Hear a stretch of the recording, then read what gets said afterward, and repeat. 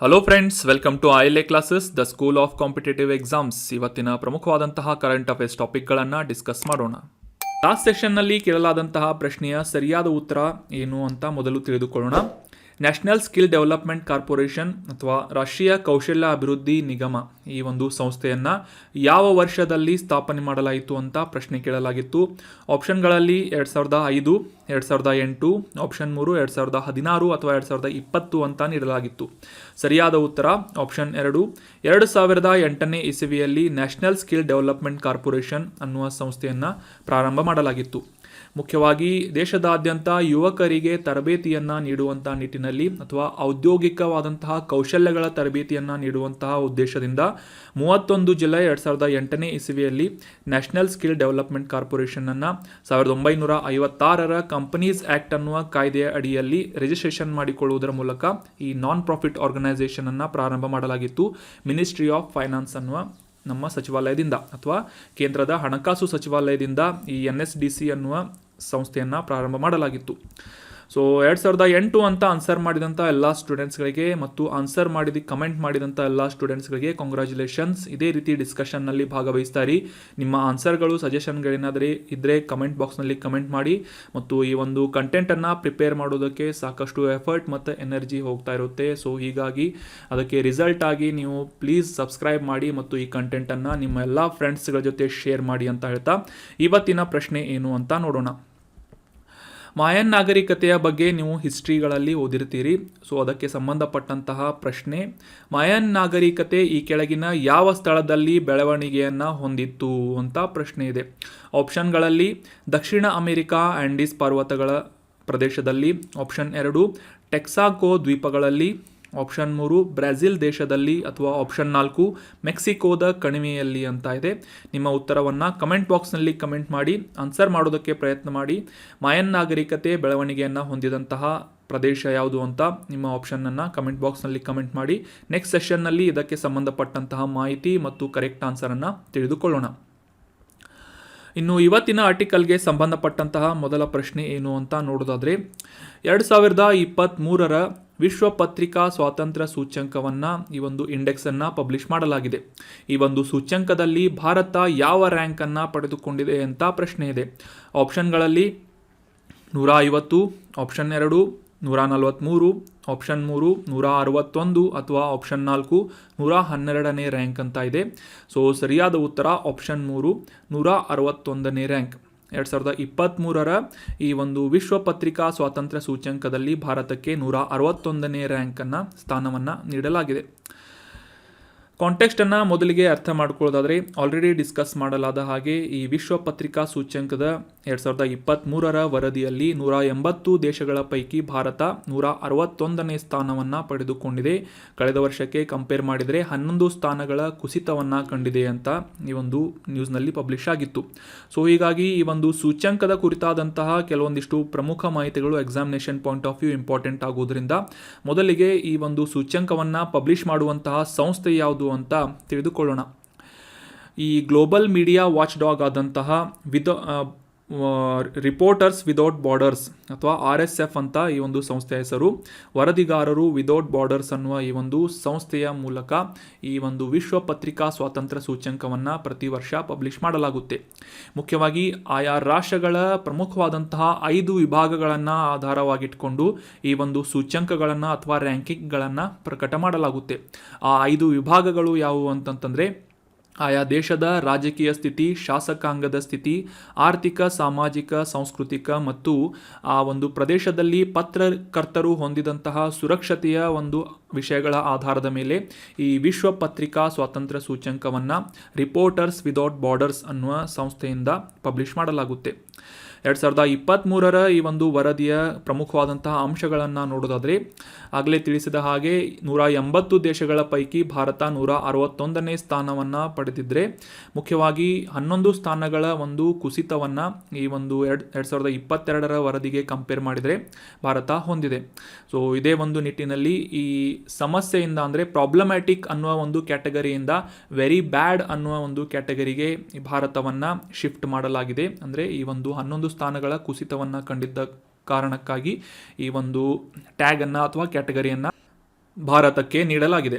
ಇನ್ನು ಭಾರತದ ನೆರೆಹೊರೆಯ ರಾಷ್ಟ್ರಗಳ ಪರ್ಫಾರ್ಮೆನ್ಸನ್ನು ನೋಡೋದಾದರೆ ಬಾಂಗ್ಲಾದೇಶ 163, ಮ್ಯಾನ್ಮಾರ್ 173, ಚೀನಾ 179 ಮತ್ತು ಇತರ ನೆರೆಹೊರೆಯ ರಾಷ್ಟ್ರಗಳಾದಂತಹ ಭೂತಾನ್ 90, ನೇಪಾಳ 95, ಶ್ರೀಲಂಕಾ 135 ಮತ್ತು ಪಾಕಿಸ್ತಾನ್ 150ನೇ ಸ್ಥಾನ, ಅಫ್ಘಾನಿಸ್ತಾನ್ 152ನೇ ಸ್ಥಾನವನ್ನು ಪಡೆದುಕೊಂಡಿದೆ. ಸೊ ನಮ್ಮ ನೆರೆಹೊರೆಯ ರಾಷ್ಟ್ರಗಳಿಗೆ ಕಂಪೇರ್ ಮಾಡಿದರೆ ಭಾರತ ಸಾಕಷ್ಟು ಕಡಿಮೆ ಸ್ಥಾನವನ್ನು ಹೊಂದಿದೆ ಈ ಭೂತಾನ್, ನೇಪಾಳ್, ಶ್ರೀಲಂಕಾ, ಪಾಕಿಸ್ತಾನ್, ಅಫ್ಘಾನಿಸ್ತಾನ್ಗಳಿಗೆ ಹೋಲಿಸಿದರೆ ಅಂತ ಈ ಒಂದು ರಿಪೋರ್ಟನ್ನು ಪಬ್ಲಿಷ್ ಮಾಡಲಾಗಿದೆ. ಇನ್ನು ಈ ಒಂದು ಪತ್ರಿಕಾ ಸೂಚ್ಯಂಕದಲ್ಲಿ ಅಥವಾ ಪತ್ರಿಕಾ ಸ್ವಾತಂತ್ರ್ಯ ಸೂಚ್ಯಂಕದಲ್ಲಿ ಪ್ರಥಮ ಸ್ಥಾನವನ್ನು ಸತತ 7ನೇ ಬಾರಿಗೆ ನಾರ್ವೆ ದೇಶ ಪಡೆದುಕೊಂಡಿದೆ.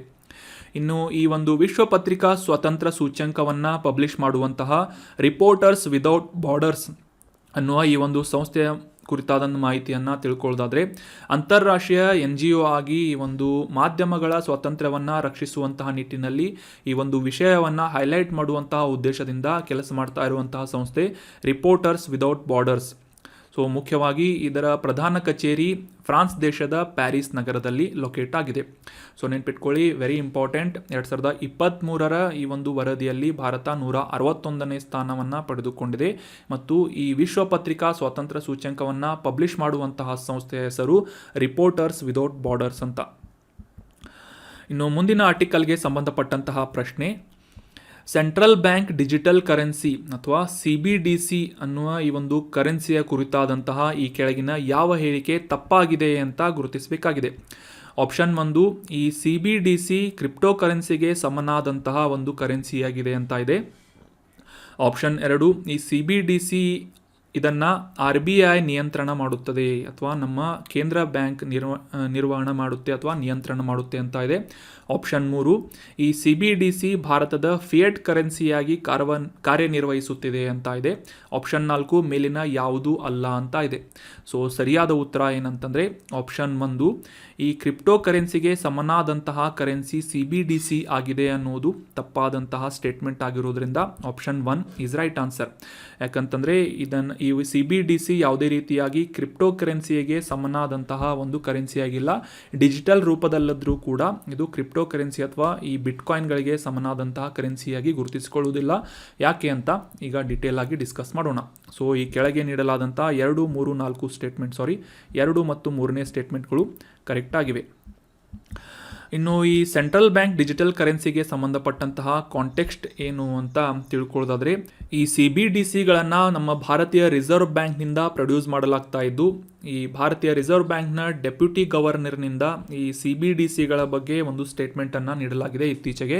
ಅದೇನು ಅಂತಂದರೆ ಈ CBDCಗಳ ಬಳಕೆಯಿಂದ ಗಡಿಯಾಚೆಗಿನ ಪಾವತಿಗಳ ಕ್ಷೇತ್ರದಲ್ಲಿ ಅಥವಾ ಈ ಪರದೇಶದ ಒಂದು ಪೇಮೆಂಟ್ ಸೆಕ್ಟರ್ನಲ್ಲಿ ಸಾಕಷ್ಟು ಗಣನೀಯವಾದಂತಹ ಚೇಂಜಸ್ಗಳನ್ನು ತರುವಂತಹ ಸಾಮರ್ಥ್ಯ ಈ ಸೆಂಟ್ರಲ್ ಬ್ಯಾಂಕ್ ಡಿಜಿಟಲ್ ಕರೆನ್ಸಿಗಳಿಗೆ ಇವೆ ಅಂತ ಒಂದು ಸ್ಟೇಟ್ಮೆಂಟನ್ನು ನೀಡಿದ್ದಾರೆ.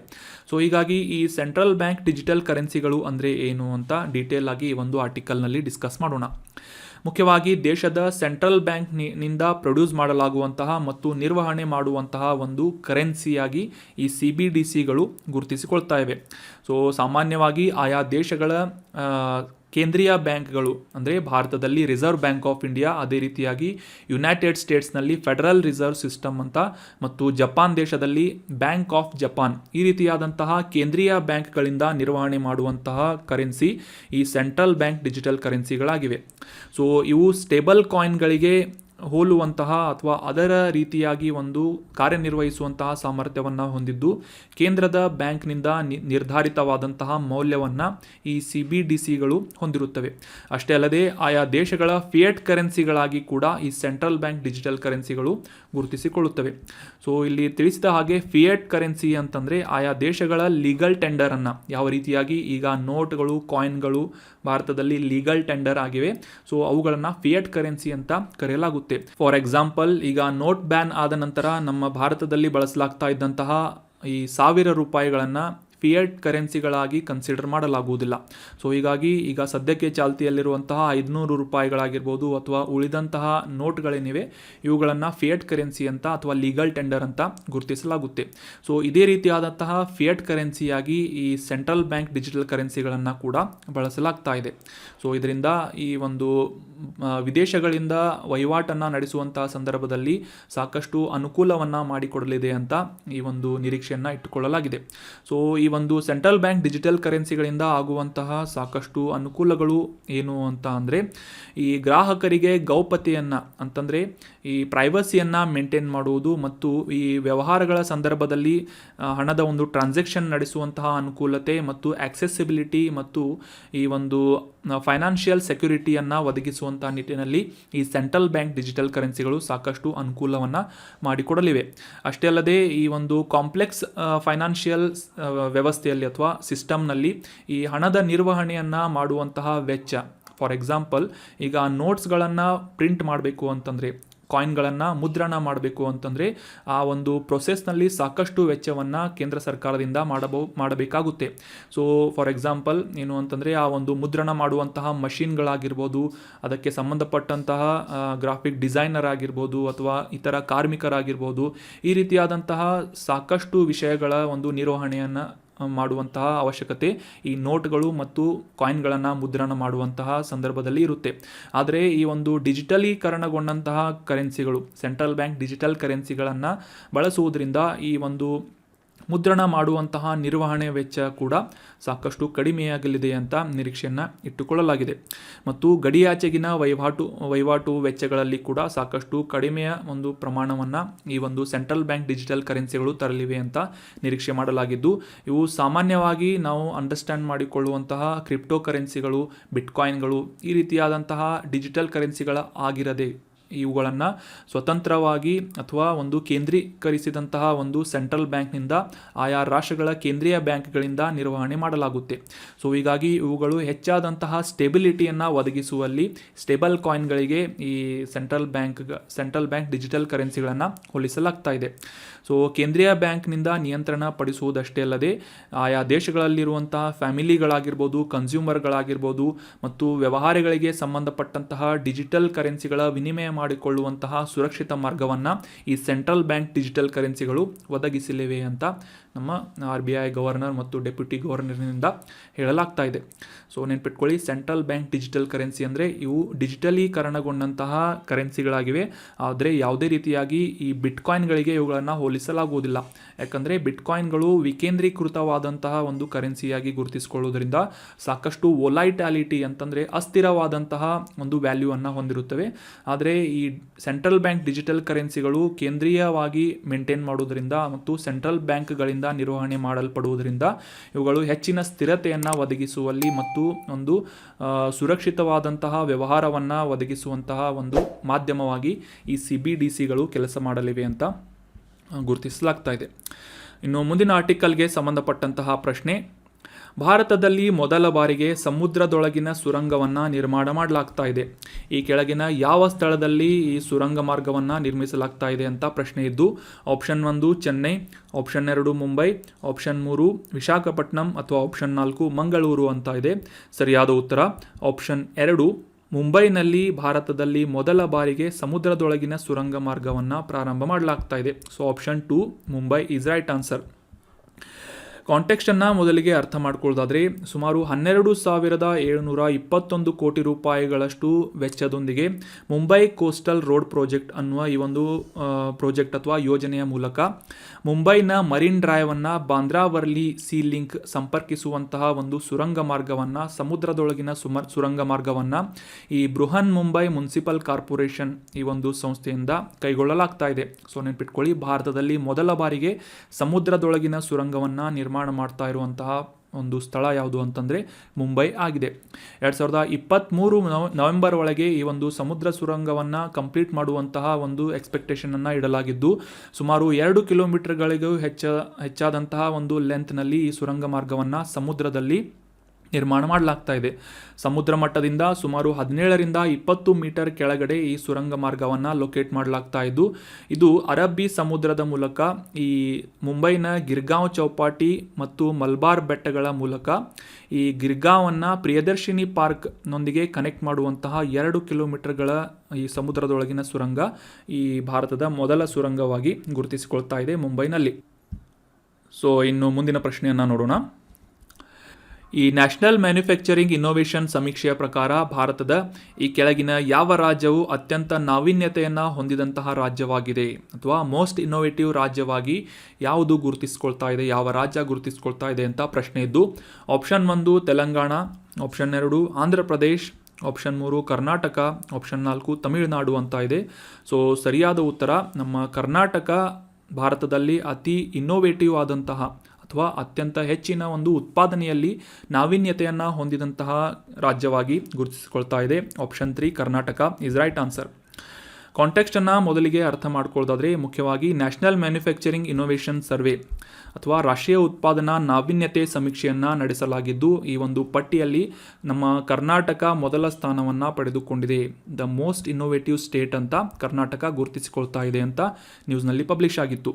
ಮುಖ್ಯವಾಗಿ ನಮ್ಮ ಕೇಂದ್ರದ department of science and technology ಅನ್ನುವ ಈ ಒಂದು ಸಂಸ್ಥೆಯಿಂದ ಈ ಒಂದು ಸಮೀಕ್ಷೆಯನ್ನು ನಡೆಸಲಾಗಿದ್ದು, ಕರ್ನಾಟಕ ಮೊದಲ ಸ್ಥಾನವನ್ನು ಈ ಒಂದು ಪಟ್ಟಿಯಲ್ಲಿ ಪಡೆದುಕೊಂಡಿದ್ದರೆ, ನಂತರದ ಸ್ಥಾನದಲ್ಲಿ ತೆಲಂಗಾಣ, ತಮಿಳುನಾಡು, ಮಹಾರಾಷ್ಟ್ರ ಮತ್ತು ಹರಿಯಾಣ ರಾಜ್ಯಗಳು ಆ ಒಂದು ಪಟ್ಟಿಯಲ್ಲಿ ಸ್ಥಾನವನ್ನು ಪಡೆದುಕೊಂಡಿವೆ.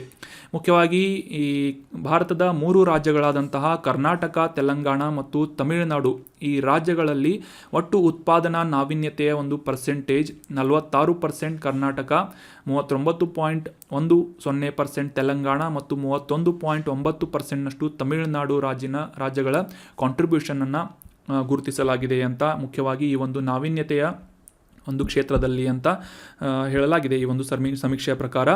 ನಂತರ ಈ ಒಂದು ಲಿಸ್ಟ್ನಲ್ಲಿ ಕಡೆಯ ಸ್ಥಾನವನ್ನು ಪಡೆದುಕೊಂಡಂತಹ ಈ ಒಡಿಶಾ 12.78%ನಷ್ಟು, ಬಿಹಾರ ಈ 13.47%, ಜಾರ್ಖಂಡ್ 13.71% ಅಂತ ಈ ಒಂದು ನಾವೀನ್ಯತೆಯ ಸೂಚ್ಯಂಕದಲ್ಲಿ ಕಡೆಯ ಸ್ಥಾನವನ್ನು ಪಡೆದುಕೊಂಡಿದೆ ಒಡಿಶಾ ರಾಜ್ಯ. ಸೊ ಮೊದಲ ಸ್ಥಾನವನ್ನು ನಮ್ಮ ಕರ್ನಾಟಕ ಪಡೆದುಕೊಂಡಿದೆ ಅಂತ ಅನ್ನೋದು examination point of view important ಆಗುತ್ತೆ. ಮತ್ತು ಈ ಒಂದು ಕರ್ನಾಟಕದಲ್ಲಿ ಮತ್ತು ಭಾರತದಾದ್ಯಂತ ಯಾವ ರೀತಿಯಾಗಿ ಉತ್ಪಾದನೆಯನ್ನು ಮತ್ತು ಇನ್ನೋವೇಷನನ್ನು ಇಂಪ್ರೂವ್ ಮಾಡುವಂಥ ನಿಟ್ಟಿನಲ್ಲಿ ಅಥವಾ ನಾವೀನ್ಯತೆಯನ್ನು ಪ್ರೋತ್ಸಾಹಿಸುವಂಥ ನಿಟ್ಟಿನಲ್ಲಿ ಕ್ರಮಗಳನ್ನು ಕೈಗೊಳ್ಳಲಾಗ್ತಾ ಇದೆ ಅಂತ ಏನಾದರೂ ಬರೀಬೇಕು ಅಂತ ಅನಿಸಿದರೆ, ಅಥವಾ ಈ ಒಂದು ಎಕನಾಮಿಗೆ ಸಂಬಂಧಪಟ್ಟಂತಹ ಟಾಪಿಕ್ಗಳೇನಾದರೂ ಎಸ್ಸೆಗಳಲ್ಲಿ ಬಂದರೆ, ಈ ರಾಷ್ಟ್ರೀಯ ಉತ್ಪಾದನಾ ನಾವೀನ್ಯತೆ ಸಮೀಕ್ಷೆಯ ಒಂದು ಕರ್ನಾಟಕದ ಮೊದಲ ಸ್ಥಾನವನ್ನು ಪಡೆದುಕೊಂಡಂತಹ ಪಾಯಿಂಟನ್ನು ಕಂಪಲ್ಸರಿಯಾಗಿ ಮೆನ್ಷನ್ ಮಾಡಿ ಮುಂದಿನ ಪ್ರಶ್ನೆಯನ್ನು ನೋಡೋಣ. ಭಾರತದಲ್ಲಿ ಈ ಎಲೆಕ್ಟ್ರಿಕ್ ವಾಹನಗಳ ಉತ್ಪಾದನೆಯ ಪ್ರೋತ್ಸಾಹವನ್ನು ನೀಡುವಂಥ ನಿಟ್ಟಿನಲ್ಲಿ ಫೇಮ್ ಅನ್ನುವ ಪ್ರೋಗ್ರಾಮನ್ನು ಯಾವ ವರ್ಷದಲ್ಲಿ ಪ್ರಾರಂಭ ಮಾಡಲಾಯಿತು ಅಂತ ಪ್ರಶ್ನೆ ಇದೆ. ಆಪ್ಷನ್ಗಳಲ್ಲಿ 2015ನೇ ಇಸವಿ, ಆಪ್ಷನ್ 2 2018, ಆಪ್ಷನ್ 3 2019 ಅಥವಾ ಆಪ್ಷನ್ 4 2022 ಅಂತ ಇದೆ. ಸೊ ಸರಿಯಾದ ಉತ್ತರ ಆಪ್ಷನ್ 1 2015ನೇ ಇಸವಿಯಲ್ಲಿ ಈ ಫೇಮ್ ಅನ್ನುವ ಪ್ರೋಗ್ರಾಮನ್ನು ಮುಖ್ಯವಾಗಿ ಎಲೆಕ್ಟ್ರಿಕ್ ವಾಹನಗಳ ಉತ್ಪಾದನೆಯನ್ನು ಉತ್ತೇಜಿಸುವಂತಹ ನಿಟ್ಟಿನಲ್ಲಿ ಕೇಂದ್ರ ಸರ್ಕಾರದಿಂದ ಪ್ರಾರಂಭ ಮಾಡಲಾಗಿತ್ತು. So option 1 2015 is right answer. ಈ ಫೇಮ್ ಇಂಡಿಯಾ ಸ್ಕೀಮ್ ರೀಸೆಂಟಾಗಿ ನ್ಯೂಸ್ನಲ್ಲಿ ಯಾಕೆ ಇತ್ತು ಅಂತ ಕಾಂಟೆಕ್ಸ್ಟನ್ನು ಅರ್ಥ ಮಾಡ್ಕೊಳ್ಳೋದಾದರೆ, ಈ ಪ್ರಸಕ್ತ ಹಣಕಾಸು ವರ್ಷದಲ್ಲಿ ಈ ಫೇಮ್ ಇಂಡಿಯಾ ಸ್ಕೀಮ್ಗೆ ನೀಡಲಾದಂತಹ ನಿಗದಿಪಡಿಸಿದಂತಹ ಹಣದ ಅಥವಾ ಫಂಡ್ಸ್ಗಳು ಏನಾದರೂ ಉಳಿದಿದ್ರೆ ಮಾತ್ರ ಈ ಎಲೆಕ್ಟ್ರಿಕ್ ವಾಹನಗಳಿಗೆ ನೀಡಲಾಗುವಂತಹ ಸಬ್ಸಿಡಿಯನ್ನು ಮುಂದಿನ ಒಂದು ಫೇಸ್ನಲ್ಲಿ ಕಂಟಿನ್ಯೂ ಮಾಡಲಾಗುವುದು ಅಂತ ಈ ಒಂದು ಸ್ಟೇಟ್ಮೆಂಟನ್ನು ರೀಸೆಂಟಾಗಿ ನ್ಯೂಸ್ನಲ್ಲಿ ಪಬ್ಲಿಷ್ ಮಾಡಲಾಗಿತ್ತು. ಸೊ ಹೀಗಾಗಿ ಈ ಫೇಮ್ ಇಂಡಿಯಾ ಅನ್ನುವ ಈ ಒಂದು ಎಲೆಕ್ಟ್ರಿಕ್ ವಾಹನಗಳ ಮ್ಯಾನುಫ್ಯಾಕ್ಚರಿಂಗ್ಗೆ ಪ್ರೋತ್ಸಾಹ ನೀಡುವಂತಹ ಕಾರ್ಯಕ್ರಮದ ಕುರಿತಾದಂತಹ ಮಾಹಿತಿಗಳನ್ನು ತಿಳಿದುಕೊಳ್ಳೋಣ. ಮುಖ್ಯವಾಗಿ 2015ರಲ್ಲಿ ಈ ಭಾರೀ ಕೈಗಾರಿಕೆಗಳ ಸಚಿವಾಲಯ ಅಥವಾ ಮಿನಿಸ್ಟ್ರಿ ಆಫ್ ಹೆವಿ ಇಂಡಸ್ಟ್ರೀಸ್ ಅನ್ನುವ ಈ ಒಂದು ಸಚಿವಾಲಯದ ಅಡಿಯಲ್ಲಿ 2015ರಲ್ಲಿ ಪ್ರಾರಂಭವಾದಂತಹ ಸ್ಕೀಮ್ ಈ ಫೇಮ್ ಇಂಡಿಯಾ ಸ್ಕೀಮ್ ಆಗಿದೆ. ಇದರ ಒಂದು ಇಂಪ್ಲಿಮೆಂಟೇಷನ್ ಅಂತಂದರೆ ಜಾರಿಗೊಳಿಸುವಂಥ ಅನುಷ್ಠಾನಗೊಳಿಸುವಂತಹ ಸಂಸ್ಥೆ ಯಾವುದು ಅಂತಂದರೆ ಡಿಪಾರ್ಟ್ಮೆಂಟ್ ಆಫ್ ಹೆವಿ ಇಂಡಸ್ಟ್ರೀಸ್, ರಾಷ್ಟ್ರೀಯ ಆಟೋಮೋಟಿವ್ ಬೋರ್ಡ್ ಈ ಒಂದು ಸಂಸ್ಥೆಯಿಂದ ಈ ಫೇಮ್ ಇಂಡಿಯಾ ಸ್ಕೀಮನ್ನು ಅನುಷ್ಠಾನಗೊಳಿಸುವಂತಹ ಕಾರ್ಯವನ್ನು ಮಾಡಲಾಗ್ತಾ ಇದೆ. ಸೊ 2015ರಿಂದ ಈ ಫೇಮ್ ಇಂಡಿಯಾ ಸ್ಕೀಮ್ ಅನ್ನುವ ಈ ಎಲೆಕ್ಟ್ರಿಕ್ ವಾಹನಗಳ ಮ್ಯಾನುಫ್ಯಾಕ್ಚರಿಂಗ್ನಲ್ಲಿ ಸಬ್ಸಿಡಿ ನೀಡುವಂತಹ ಒಂದು ಕಾರ್ಯವನ್ನು ಕೇಂದ್ರ ಸರ್ಕಾರದಿಂದ ಮಾಡಲಾಗ್ತಾ ಇದೆ. ಇನ್ನು ಈ ಒಂದು ಸ್ಕೀಮನ್ನು ಜಾರಿಗೊಳಿಸುವಂತಹ ಮುಖ್ಯ ಉದ್ದೇಶ ಏನು ಅಂತಂದರೆ, ದೇಶೀಯವಾಗಿ ಈ ಎಲೆಕ್ಟ್ರಿಕ್ ವಾಹನಗಳನ್ನು ಹೆಚ್ಚಿನ ಪ್ರಮಾಣದಲ್ಲಿ ಉತ್ಪಾದನೆ ಮಾಡುವಂತಹ ನಿಟ್ಟಿನಲ್ಲಿ ಈ ಉದ್ಯಮಿಗಳಿಗೆ ಪ್ರೋತ್ಸಾಹವನ್ನು ನೀಡುವುದು ಮತ್ತು ಸಬ್ಸಿಡಿಗಳನ್ನು ನೀಡುವುದು. ಅಷ್ಟೇ ಅಲ್ಲದೆ ಇದರಿಂದ ಭಾರತದಲ್ಲಿ ಹೆಚ್ಚಿನ ಪ್ರಮಾಣದ ಎಲೆಕ್ಟ್ರಿಕ್ ವಾಹನಗಳ ಬಳಕೆಯಿಂದ ಇಂಗಾಲದ ಹೊರಸೂಸುವಿಕೆ ಮತ್ತು ವಾಯು ಮಾಲಿನ್ಯದಂತಹ ಪರಿಸರ ಮಾಲಿನ್ಯದಂತಹ ಕೆಲವೊಂದಿಷ್ಟು ಸಮಸ್ಯೆಗಳನ್ನು ಪರಿಹಾರ ಮಾಡುವಂಥ ನಿಟ್ಟಿನಲ್ಲಿ ಮತ್ತು ಈ ಒಂದು ವಿದ್ಯುತ್ ಚಾರ್ಜಿಂಗ್ ಮೂಲಸೌಕರ್ಯಗಳು ಅಥವಾ ಈ ಒಂದು ಎಲೆಕ್ಟ್ರಿಕ್ ವಾಹನಗಳಿಗೆ ಅವಶ್ಯಕವಿರುವಂತಹ ಈ ಚಾರ್ಜಿಂಗ್ ಸ್ಟೇಷನ್ಗಳ ಇನ್ಫ್ರಾಸ್ಟ್ರಕ್ಚರ್ಗಳನ್ನು ಡೆವಲಪ್ ಮಾಡುವಂಥ ನಿಟ್ಟಿನಲ್ಲಿ ಕೂಡ ಈ ಫೇಮ್ ಇಂಡಿಯಾ ಸ್ಕೀಮ್ ಅನ್ನುವ ಈ ಒಂದು ಪ್ರೋಗ್ರಾಮ್ ಏನಿದೆ ಕೆಲಸವನ್ನು ಮಾಡ್ತಾ ಇದೆ.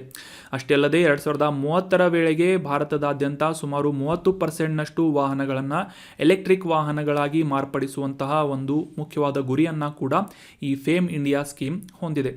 ಸೊ ಈ ಪರಿಸರ ಸಂರಕ್ಷಣೆಗೆ ಸಂಬಂಧಪಟ್ಟಂತೆ ಮತ್ತು ಭಾರತದಲ್ಲಿ ಈ ಒಂದು ಉದ್ಯಮಗಳನ್ನು ಪ್ರೋತ್ಸಾಹಿಸುವಂತಹ ನಿಟ್ಟಿನಲ್ಲಿ ಯಾವ ರೀತಿಯಾಗಿ ಈ ಕೇಂದ್ರ ಸರ್ಕಾರದಿಂದ ಕ್ರಮಗಳನ್ನು ಕೈಗೊಳ್ಳಲಾಗಿದೆ ಅಂತ ಏನಾದರೂ ಬರಿಬೇಕಾದ್ರೆ ಈ ಫೇಮ್ ಇಂಡಿಯಾ ಸ್ಕೀಮನ್ನು ನೋಟ್ ಮಾಡಿ ಇಟ್ಕೊಳ್ಳಿ. ಮತ್ತು ಇದು ಪ್ರಾರಂಭವಾದಂತಹ ವರ್ಷ ಮತ್ತು ಇದರ ಗುರಿ 2030 ವೇಳೆಗೆ ಭಾರತದಾದ್ಯಂತ 30% ಎಲೆಕ್ಟ್ರಿಕ್ ವಾಹನಗಳ ಒಂದು ಬಳಕೆಯನ್ನು ಮಾಡುವಂತೆ ನೋಡಿಕೊಳ್ಳುವಂತಹ ಒಂದು ಗುರಿಯನ್ನು ಫೇಮ್ ಇಂಡಿಯಾ ಸ್ಕೀಮ್ ಹೊಂದಿದೆ ಅಂತ ಕಂಪಲ್ಸರಿಯಾಗಿ ಮೆನ್ಷನ್ ಮಾಡಿ.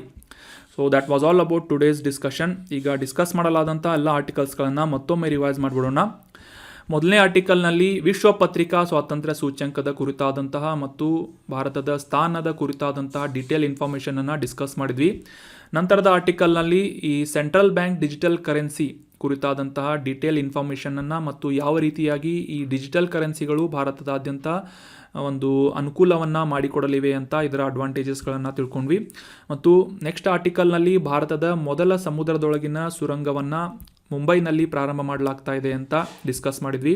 ನಂತರದ ಆರ್ಟಿಕಲ್ನಲ್ಲಿ ಈ ನ್ಯಾಷನಲ್ ಮ್ಯಾನುಫ್ಯಾಕ್ಚರಿಂಗ್ ಇನ್ನೋವೇಷನ್ ಸರ್ವೆ ಕುರಿತಾದಂತಹ ಮಾಹಿತಿಯಲ್ಲಿ ಈ ಒಂದು ಸಮೀಕ್ಷೆಯಲ್ಲಿ ಕರ್ನಾಟಕ ಮೊದಲ ಸ್ಥಾನವನ್ನು ಪಡೆದುಕೊಂಡಿದೆ ಅಂತ ಡಿಸ್ಕಸ್ ಮಾಡಿದ್ವಿ. ನಂತರ ಈ ಎಲೆಕ್ಟ್ರಿಕ್ ವಾಹನಗಳ ಒಂದು ಉತ್ಪಾದನೆಗೆ ಪ್ರೋತ್ಸಾಹವನ್ನು ನೀಡುವಂಥ ನಿಟ್ಟಿನಲ್ಲಿ ಭಾರತದ ಕೇಂದ್ರ ಸರ್ಕಾರದಿಂದ ಫೇಮ್ ಇಂಡಿಯಾ ಸ್ಕೀಮನ್ನು 2015ರಲ್ಲಿ ಪ್ರಾರಂಭ ಮಾಡಲಾಗಿತ್ತು ಮತ್ತು ಇದರ ಒಂದು ಉದ್ದೇಶವನ್ನು ಡೀಟೇಲ್ ಆಗಿ ಅಂಡರ್ಸ್ಟ್ಯಾಂಡ್ ಮಾಡ್ಕೊಂಡ್ವಿ. So that was all about today's articles. ನಮ್ಮ ಟೆಲಿಗ್ರಾಮ್ ಚಾನಲ್ ಮತ್ತು ಯೂಟ್ಯೂಬ್ ಚಾನಲನ್ನು ಸಬ್ಸ್ಕ್ರೈಬ್ ಮಾಡಿ. Thank you so much for joining the discussion. Have an awesome day.